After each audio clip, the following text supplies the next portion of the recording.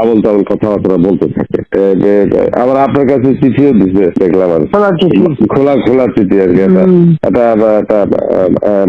এটা খারাপ আর কি, একটা আর কি। না, খুব উপদেশটা বানাও। আমি এক নজর পড়ে ফেলাই দিচ্ছি। আমার উপদেশটা লাগবে না। এই দেশটা আমার বাপের, আমার বাপ স্বাধীন করে দিয়ে গেছে। আমি জানি এই দেশ আমি চিনি। আমি বাংলাদেশের বেশি কথা বলার শুট করে আবার আমার উপদেশটা বানাতে গেছে। ওর একটা বলছে গ্রামীণ ফোনে সব ইনকাম গ্রামীণ ব্যাংকে যাবে, যে টাকা গ্রামীণ ব্যাংক গরিব মানুষের সাহায্য করবে। আর এই কথাগুলো আমার কাছে ওই গ্রামীণ ফোনের ব্যবসা দিয়ে নিউজ একটা টাকা পর্যন্ত গ্রামীণ ব্যাংকে দেয় নাই। আমি 400 কোটি টাকা গ্রামীণ ব্যাংকে দিচ্ছি, 400 কোটি টাকা। ওটা তার অন্যান্য প্রতিষ্ঠানে লাগাচ্ছি আর কি। না, তখন গ্রামীণ ব্যাংক ফাইলের বক্স ঢুকাই দিয়েছে। গ্রামীণ ব্যাংক তখন ওই শেষ হয়ে চলে যাচ্ছিল। ওর বদলতে গ্রামীণ ব্যাংক মাঠে বসে গেছিল। ও তো সব ব্যাংকের সব টাকা তো লুচি খেয়ে গেছে। তখন আমি প্রথমে 100 কোটি, তারপর 200 কোটি, তারপর আবার 100 কোটি, এটা 98 সালে দিচ্ছি, চালু রাখছি। তখন ওই গ্রামীণ ফোনের ব্যবসা ছিল। এই ব্যবসাটার থেকে যে লাভটা হবে সেই টাকাটা চলে যাবে গ্রামীণ ব্যাংকে, রেগুলার গ্রামীণ ব্যাংকে একটা সোশ্যাল ইনকাম থাকবে। এই বলে ব্যবসা নিয়ে তখন যখন ব্যবসা নাই, তোমার বলে রাখি, যদি কোনদিন প্রশ্ন ওঠে বলতে পারবা, 51% মালিক হলো বাংলাদেশ আর 49% হলো নরওয়ে কোম্পানি।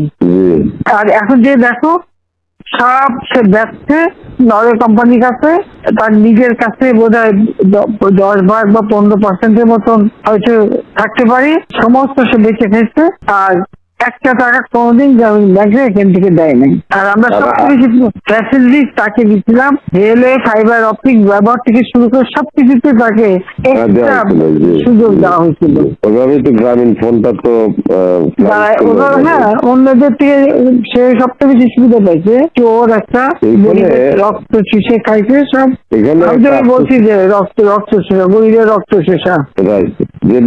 30% তার হিসাব করলে 30% সুদ হতো। সে যা গ্রামীণ মানুষকে যে লোন দিত, তাতে তার যে কম্পাউন্ড ইন্টারেস্ট যদি আপনি ক্যালকুলেশন করেন, 40-47% দেখে এমন হয়, তাহলে আর লোকের আর কি থাকবে, ও তো গরিব আরো বেশি করে হয়ে যাবে।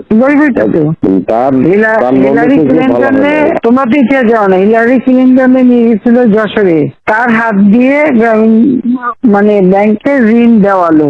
এরপর সেই লোকগুলি সাধারণ গরিব লোক, হরিজন গ্রুপ, তারা ওই এলাকায় আর থাকতেই পারে নাই, কারণ ওই ইন্টারেস্ট দিতে তারা ফকির হয়ে নিজের যে বাড়িঘর ভিটা মাটি তাও কেড়ে নিয়ে গেছে। তারপরে তারা ওই এলাকা থেকে হারাই গেছে। দেন আমি খুঁজছি একজনের পাশে খাগড়াছড়ি, সেখানে যে এসে কাজ করে খায়, আর একজন কোথায় নীলফামারী নদী আসবে কোথায়, যে এরা ওই পরিবার সদস্য এলাকা থেকেই হারাই গেছে।